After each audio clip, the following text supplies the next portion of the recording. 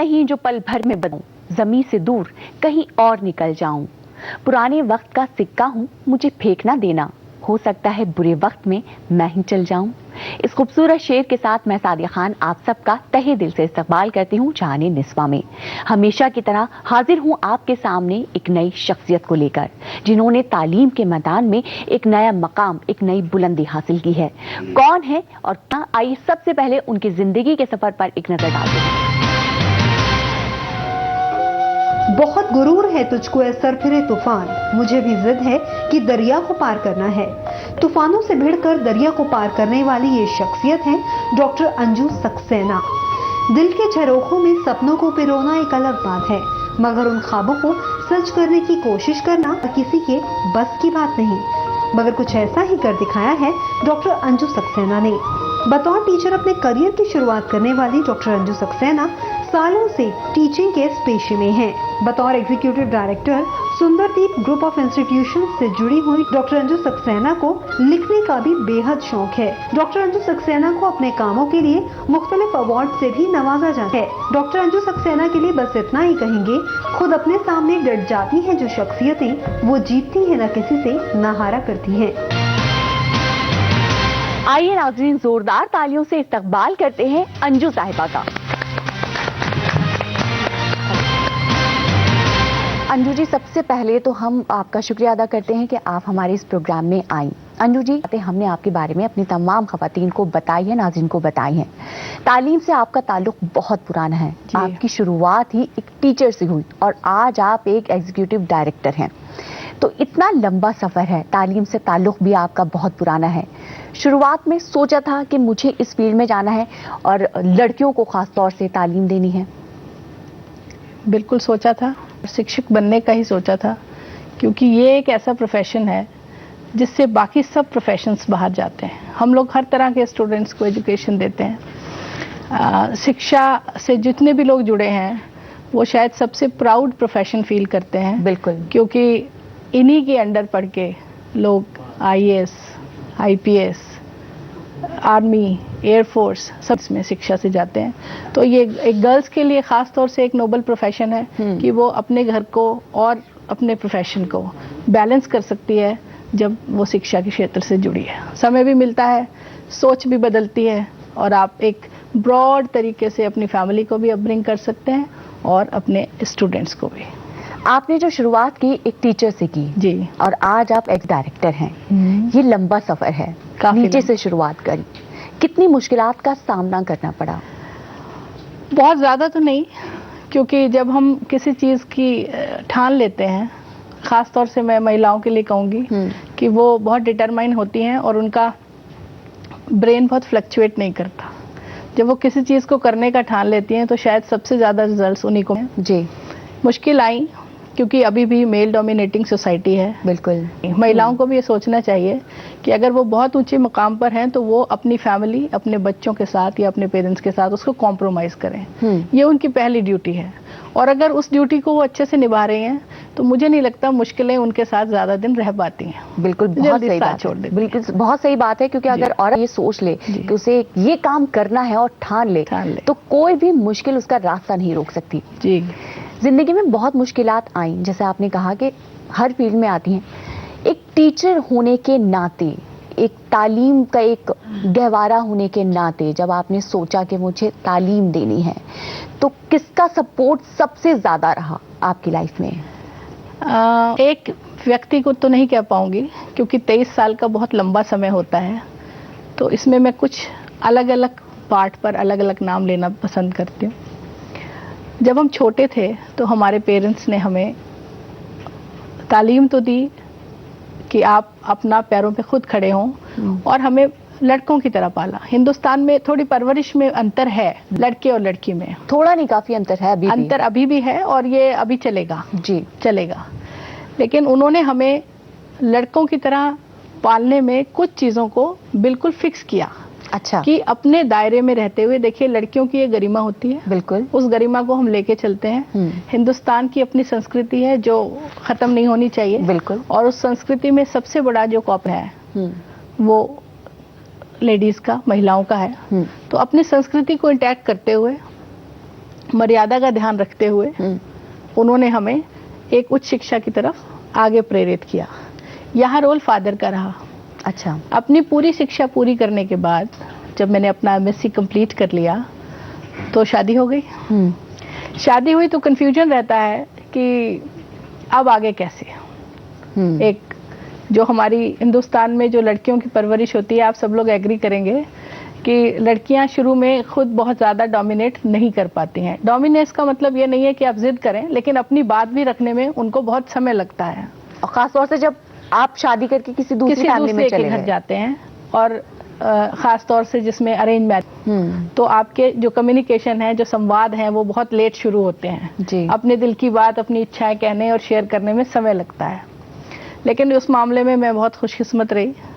मेरे हस्बैंड ने मुझे बहुत जल्दी समझ लिया कि खाली घर में बैठने से बात नहीं बनेगी, अगर ये बाहर जाएं तो शायद अपने बच्चों को और बेहतर कॉन्फिडेंट सिटीज़न बना पाएंगी।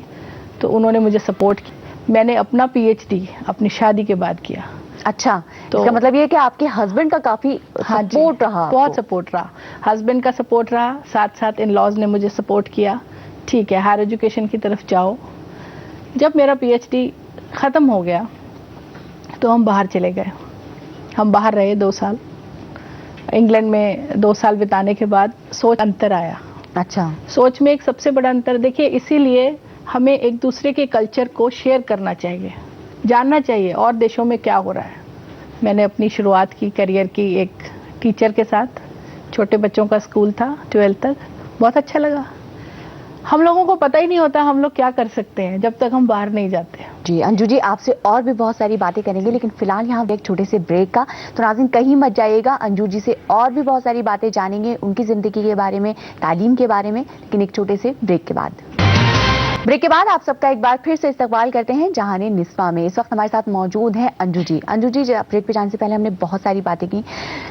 जैसे आपने बताया कि इस दुनिया में होल्ड है, और ख़ासतौर से जब औरत को अपनी पहचान बनानी है और उसने सोच लिया है तो उसको काफ़ी चीज़ों का सामना करना पड़ता है। जब आप घर से निकली और आपने एक टीचिंग लाइन शुरू करी, तब आपको लगा कि ये मैं क्यों कर रही हूँ? कोई कभी ऐसा मकाम आया कि लाइफ में ये सोचा कि नहीं, मैं ये नहीं कर पाऊंगी? नहीं, काम तो नहीं आया कि मैं नहीं कर पाऊंगी, क्योंकि जब ठान ली थी तो करना ही था। छोटी छोटी मुश्किलात आई और स्टूडेंट्स बहुत सपोर्ट में रहे। जब शिक्षा हम किसी को देते हैं तो जो एक सेल्फ सेटिस्फेक्शन मिलता है, वो मेरी सबसे बड़ी एनर्जी का सोर्स था। यहाँ पे हमारे साथ कुछ लड़कियां मौजूद हैं जो आपसे कुछ पूछना चाहती हैं। जी मैम, मैं आपसे ये पूछना चाहती हूँ, मैं बच्चों को खुद पढ़ाती हूँ, 1st से लेके 5th तक के बच्चों को मैं पढ़ाती हूँ, तो मैं उनके साथ कैसे घुल मिल सकती हूँ, उनको अपनी बातें कैसे समझा सकती हूँ? बहुत मुश्किल होता है ऐसे बच्चों को टैकल करना, छोटे बच्चों को। इसमें मेरा सबसे बड़ा सजेशन आपको ये रहेगा, ये मुश्किल मुझे भी आई थी जब मैंने अपना करियर शुरू किया था। आप उनको बताने से पहले उनको सुनिए। जो छोटे बच्चे होते हैं उनके दिमाग में बहुत सवाल होते हैं, और उन सवालों के जवाब अगर आप उनको देती रहेंगी तो एक ऐसा बॉन्ड बन जाएगा आप दोनों के बीच में कि शायद वो आपसे सबसे ज़्यादा चीज़ों को शेयर करें। और जब वो आपसे चीज़ें शेयर करने लगेंगे तो आप उनकी मुश्किलें दूर करने लगेंगे, और जब उनकी मुश्किलें दूर हो जाएंगी तो जो आप उनको देना चाहती हैं उसको देने में बहुत आसानी रहेगी। तो पहले एक बॉन्ड क्रिएट कीजिए, अपने आपस उनके साथ खेलिए, कभी कभी खेलिए, कभी पढ़ाइए, तो उन्हें घर जैसा एनवायरनमेंट मिलना चाहिए। लेकिन उनको कल्चर से दूर नहीं करिएगा। देखिए, बहुत एक सिंपल शब्द है फ्रेंड, और दूसरा शब्द है फ्रेंडली। इन दोनों के बीच में बहुत ही महीन, एक बहुत पतली लाइन है। बच्चों के साथ फ्रेंड रहिए, फ्रेंडली रहिए, फ्रेंडली। उनके फ्रेंड मत बनिए। आप शायद मेरी बात समझ पा रहे होंगे। आप उनसे फ्रेंडली रहेंगे, वो आपसे शेयर करेंगे, आपको और मोटिवेट करेंगे। आपके दिमाग में, जहन में रोज़ ये रहेगा कि आज इस बच्चे ने मुझसे ये पूछा है तो मुझे कल उसको बेहतर तरीके से इसको कैसे समझाना है। जी, ये तो बात हुई फ्रेंडली। लेकिन जिस दिन आप फ्रेंड बन गए तो वो अपनी राह से भटक जाएंगे, बहुत कैजुअल लेंगे वो चीज़ों को। टीचर का सबसे बड़ा रोल है कि बच्चों को बहुत दोस्ताना तरीके से पढ़ाएं, लेकिन उनके दोस्त ना बने, फिर वो उनको मिसयूज करना शुरू कर देते हैं। बहुत सही बात बताई है और मुझे पूरी उम्मीद है कि आप समझ गई होंगी। दूसरा सवाल ले लेते हैं। मैम, अभी आप ना कि कुछ एरियाज़ में बॉयज़ और गर्ल्स एजुकेशन में अभी भी डिफरेंस है। सो जिन एरियाज़ में गर्ल्स को एजुकेट नहीं किया जाता है, उन एरियाज़ पे हम कैसे इम्प्रूवमेंट ला सकते हैं? देखिए, कुछ एरियाज नहीं, सभी जगह है। कहीं कम है, कहीं ज़्यादा है, और कुछ का हमें पता भी नहीं है। बिल्कुल, कुछ का पता भी नहीं है। तो अगर आप इस पे रियली सोचना और काम करना चाहते हैं, तो आप पहले उस एरिया के पर्टिकुलर स्कूल और कॉलेजेस का फीमेल और मेल रेशो निकालिए। एडमिशन किस तरह, किस रेशो में है। जैसे मैं एग्जाम्पल अपने इंस्टीट्यूट का दूंगी। अभी भी हमारे इंस्टीट्यूट में प्रोफेशनल कोर्सेज हैं, सभी सारे कोर्सेज हैं, आर्किटेक्चर, इंजीनियरिंग, फार्मेसी। रेशो 30-70 है। 7% बॉयज़ हैं, 30% गर्ल्स हैं। तो मेरा एक इसमें एक प्रण है कि इसको जब तक हम 50-50 नहीं कर लेंगे, तब तक हम इसमें कामयाब नहीं है, अपने मकसद में कामयाब नहीं होंगे। तो इनको प्रमोट करने के एक तरीके से बात नहीं बनेगी कि आपने पड़ोस के किसी आदमी से कह दिया कि अपनी लड़की को पढ़ाई ना। और इसमें सबसे बड़ा रोल मैं आपसे कहूँगी कि मीडिया का बहुत बड़ा रोल है, क्योंकि आजकल हम लोग अपने टीवी सीरियल से, उसमें जो स्टोरीज आती हैं, उससे इतने ज़्यादा इन्फ्लुएंस हैं कि हम कुछ भी भूल जाएं, कुछ पर्टिकुलर सीरियल्स को देखना नहीं भूलते जी। तो हम सबसे बड़ा माध्यम ये है कि हम इस माध्यम से लोगों को अवेयर करें, उनकी सोच बदलें कि अगर आप अपनी बिटिया को पढ़ाएंगे तो आप किस तरह एक पूरे परिवार को पढ़ाते हुए इस पूरे समाज की सेवा कैसे कर सकते हैं। ये आप मीडिया के माध्यम से, स्टूडेंट्स का सबसे बड़ा रोल है, छोटे छोटे नुक्कड़ नाटक कीजिए, आस पड़ोस के लोगों को इकट्ठा करके वर्कशॉप लगानी पड़ेंगी, अपने को रोल मॉडल बनाना। ये कि मतलब ये कि मेहनत करनी पड़ेगी, मेहनत करनी, और इस पर काम हो रहा है, आगे भी काम हो रहा है, पीछे भी काम हो रहा है, लेकिन मेहनत की जरूरी है। और खासतौर से अगर लड़कियां ये खुद सोच लें कि उन्हें अपनी जिंदगी में आगे बढ़ना है, कुछ करना है, कुछ हासिल करना है, तो मुझे लगता है जैसे आपने कहा कि उन्हें कोई परेशानी रोक नहीं सकती, नहीं रोक सकती। जैसे लड़के नाते मैं आपसे पूछना चाहूंगी, आप बहुत बिजी रहती हैं, अपना शेड्यूल मतलब काफी काम रहते हैं, अपने आप को कितना टाइम दे पाती हैं इन सारी चीजों को हटाकर? देखिए, समय देना अपनी खुद की अपने ऊपर समय देना, ये अपनी खुद की प्रायोरिटी होती है, और ये जरूरी है, बहुत जरूरी है। और मेरे हिसाब से जो महिलाएं हैं वो वर्ल्ड की बेस्ट मैनेज, ये मेरा पर्सनल अनुभव भी है कि लेडीज से अच्छा मैनेजमेंट कोई नहीं कर सकता। और जब आपने अपने आप को मैनेज कर लिया, तो आप अपनी प्रायोरिटीज को नोट डाउन कीजिए कि मुझे क्या करना है। अच्छा, ऐसा आपने किया है कि मैंने नोट किया है कि भाई मुझे खाने में इतना टाइम देना है, मुझे अपने आप को तैयार करने में इतना टाइम देना है, मुझे अपने मेकअप को इतना टाइम देना है। जी, तो बिल्कुल। अपने मेकअप पर इतना टाइम देती हैं? मैं मेकअप पे बहुत कम टाइम देती हूँ, क्योंकि ये एक ऐसी चीज है जिससे कोई भी इफेक्टेड नहीं है। लेकिन अच्छा। हाँ, अपने आप को गुड लुकिंग और प्रेजेंटेबल हमेशा रखना चाहिए, ये जरूरी है। जो आप देख रहे हैं मतलब ये ऑफ द रिकॉर्ड है, इससे मेरा बहुत टाइम बचता है। अच्छा, मतलब मैं यहाँ पे बता दूं कि जिन खवातीन के पास ज्यादा टाइम नहीं है, वो अपने बाल छोटे ताकि उनका टाइम बहुत सारा बच जाए। मैं बहुत प्रैक्टिकल आपसे चीज शेयर कर रही हूँ। लेडीज यूजुअली ये चीजें शेयर नहीं करती, but I am so happy. 1, 2 my personal calls, telephone calls, my newspaper and my breakfast. मेरा 45 मिनट्स का ड्राइव है from my institute to my home. ये तीनों काम मैं अपनी गाड़ी में करती हूँ। देखिए, बहुत सारी खवातीन ऐसी हैं जिनको सजना, संवरना, बाल बनाना, मेकअप करना बेहद पसंद है, और मुझे लगता है ऐसा करना भी चाहिए। थोड़ा सा वक्त अपने आप को देना चाहिए है। लेकिन अगर अपने आपको जो चाहिए, अगर उसे लेना है, तो आप अपनी बाकी चीजों के टाइम को मैनेज करिए। जाहिर बात है, वर्क एक्स्ट्रा लेडीज को करना पड़ता है। बिल्कुल। ऐसी खवातीन के लिए जिनको ना संवरना बहुत अच्छा लगता है, मेकअप करना बहुत अच्छा लगता है, उनके लिए हम लेकर आए हमारी आज की ब्यूटी टिप्स। तो आइए नाज़रीन, मिलकर देखते हैं कि हमारी आज की ब्यूटी टिप्स क्या हैं। अस्सलाम वालेकुम नाज़रीन, आज हम आपको स्मोकी आईज दिखाते हैं।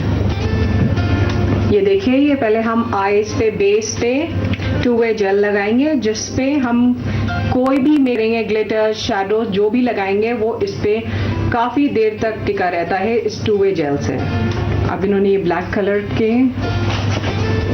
कलर से इनको स्मोकी आईज बनाएंगी। उसके बाद ये हम वाइट कलर से ऊपर हाईलाइट करेंगे आईब्रोज के नीचे। ये आईब्रोज के जस्ट नीचे हाईलाइट करने के लिए ये वाइट कलर यूज होता है।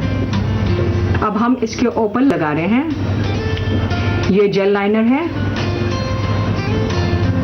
और कोशिश करें कि जितना हो वाटरप्रूफ लाइनर लगाएं। ये हमने इनको काजल लगाया और ये तैयार। तो ये तो थी हमारी आज की ब्यूटी टिप्स। उम्मीद करते हैं कि इसे आज भी आपने बहुत ध्यान से देखा है। फिलहाल वक्त हो गया यहाँ पे एक छोटे से ब्रेक का, कहीं मजा चल लौट कर आते हैं। ब्रेक के बाद आप सबका एक बार फिर से इस्तकबाल करते हैं जहाने निस्वा में।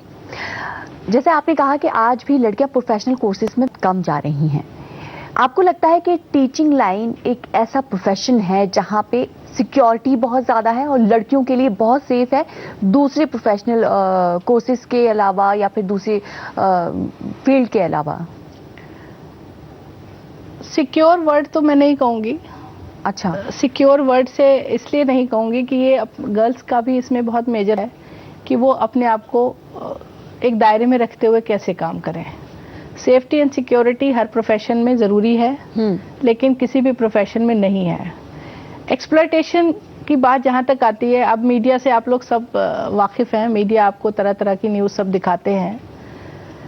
मेरा ऐसा पर्सनल मानना है, मैं किसी पे टिप्पणी नहीं कर रही और इसको अदरवाइज ना लें, कि एक्सप्लॉयटेशन का जहाँ तक सवाल है, ये एक शॉर्टकट का दूसरा नाम है। मेरी 23 साल की ग्रोथ है आज जो मैं आपके सामने बैठी हूँ। स्टेप बाय स्टेप चले हैं, लोगों का सपोर्ट रहा है, अपना हार्ड वर्क रहा है, तब जाके यहाँ पहुँचे हैं। लेकिन शायद आज की जनरेशन हर चीज़ बहुत शॉर्टकट चाहती है और जहाँ शॉर्टकट्स होते हैं वहाँ एक्सप्लॉयटेशन के चांसेस ज़्यादा हैं जी। तो अपने को सिक्योर रखना हमारे अपने हाथ में भी काफ़ी हद तक निर्भर करता है जी। यहाँ पे ऑडियंस हमारे साथ मौजूद है, आइए उनसे सवाल ले लेते हैं। जी पूछिए। मैम मैं आपसे पूछना चाहती हूँ, अगर हम कुछ करना चाहते हैं, अपनी लाइफ में कुछ करना चाहते हैं और हम अपने पेरेंट्स को एक्सप्लेन नहीं कर पाते, वो हमें किसी चीज़ के लिए रोकते हैं, जैसे अगर हम बाहर जाके जॉब करना चाहते हैं तो वो सोसाइटी की वजह से हमें रोकते हैं, तो हम उन्हें कैसे समझाएं कि हम मतलब ये कर सकते हैं और अपने ठीक से कर सकते हैं, इसमें कोई प्रॉब्लम नहीं होगी? मैम जहाँ काउंसलिंग की सूरत नहीं है, जहाँ उनको कहीं ले जाया नहीं जा सकता, जैसे किसी इंस्टीट्यूट में नहीं लेके जाया जा सकता कि इनसे समझो कि हम क्या कहना चाहते हैं, उस सूरत में बहुत मुश्किल हो जाता है लड़कियों को ये बताना कि वो क्या चाहती हैं। देखिए, लड़कियों के पेरेंट्स हिंदू में सबसे ज़्यादा इनसिक्योर फील करते हैं। ये मैं एज ए पेरेंट आपसे बात कर रही हूँ, मेरे पेरेंट्स भी हैं, मेरे बच्चे भी हैं, तो मैं दोनों जनरेशन को जस्टिफाई करने की कोशिश करूँगी। पेरेंट्स की ये वरी अपनी जगह जायज़ है। जिस तरह का सिनेरियो इस देश में चल रहा है, जितना हमें पता है शायद उससे ज़्यादा चल रहा है, तो उनका परेशान होना लाजमी है। आपकी अपनी जगह ठीक है कि आप करना चाहती हैं लेकिन बता नहीं पाती। तो जैसे मैंने पिछले प्रश्न का उत्तर आपको दिया था, आपको एक बॉन्ड बनाना पड़ेगा, पेरेंट्स में अपना एक विश्वास जगाना पड़ेगा कि हम जो भी करेंगे आपकी मर्यादा के अंदर अंदर करेंगे और उनको अपने साथ रखिए। हमारे लिए अप्लाई करते हैं, उनको अवेयर कराते रहिए चीज़ों से कि आप क्या कर रहे हैं।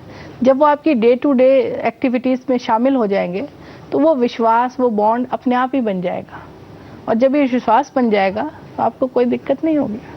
पेरेंट्स सब चाहते हैं कि मेरी बिटिया आगे बढ़े, लेकिन ये इनसिक्योरिटी उनको पीछे खींचती है। हम अगर आपकी खाने की बात करें, जैसे आपने बताया कि कम टाइम रहता है तो आप अपना ब्रेकफास्ट गाड़ी में ही कर लेती हैं और चलते चलते हो जाता है, तो इसका मतलब ये है कि आपको खाना ज़्यादा फूडी नहीं है आप? नहीं, लेकिन मैं न्यूट्रिशन का ध्यान तो रखती हूँ। बिल्कुल, वो रखना भी चाहिए क्योंकि वर्किंग है। ऐसे बहुत सारे लोग हैं, ऐसी बहुत सारी खवातीन हैं जो बहुत अच्छे से खाती हैं और बनाती भी हैं। उन सब के लिए हम लेकर आए हमारा आज का फूड कॉर्नर। तो आइए नाज़रीन देखते हैं कि आज फूड कॉर्नर में चिकन टिक्का कबाब। हम मैरिनेशन बनाएंगे। सबसे पहले हम लेंगे दही, ये दही फेंटा हुआ है। अब हम इसमें डालेंगे लहसुन और अदरक का पेस्ट, गरम मसाला, चाट मसाला,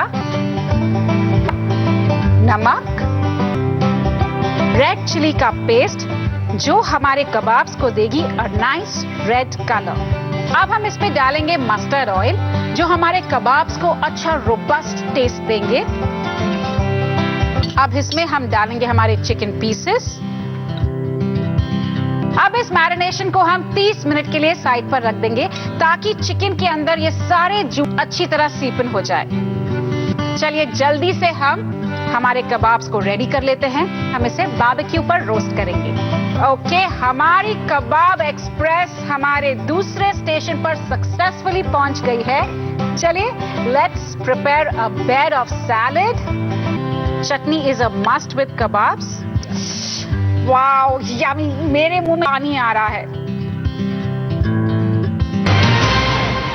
चिकन टिक्का कबाब बनाने के लिए हमें चाहिए, मैरिनेशन बनाने के लिए हमें चाहिए आधा कप दही, 2 टेबलस्पून अदरक लहसुन का पेस्ट, 1 टीस्पून गरम मसाला, 1 टीस्पून चाट मसाला, नमक स्वाद अनुसार, 2 टेबलस्पून लाल मिर्च का पेस्ट, 1 टेबलस्पून राई का तेल, 4-5 चिकन के टुकड़े।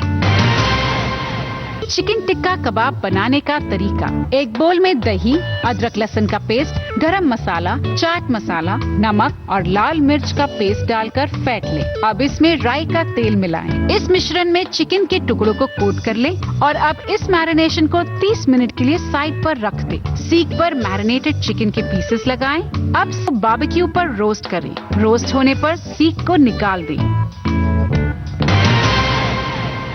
तो ये तो था हमारा आज का फूड कॉर्नर। उम्मीद करते हैं कि ये डिश आपको जरूर पसंद आई है और आपने इसे बनाने की तैयारी भी शुरू कर दी है। वक्त है आप सबसे इजाजत लेने का। अंजू जी, आपका बहुत बहुत शुक्रिया कि आप यहाँ पर आई, इतनी अच्छी बातें हमसे कहीं, इतनी अच्छी बातें हमें अपनी बताई और मुझे पूरी उम्मीद है कि इन तमाम सारी बातों को सुनकर जितनी भी खातन हमें देख रही हैं, लड़कियों ने हमें सुना है, आपसे जाना है, वो आप अपनी जिंदगी को और आसान बना सकती हैं। तो इसके लिए बहुत बहुत शुक्रिया। शुक्रिया आपका। Thank you so much. Thank you.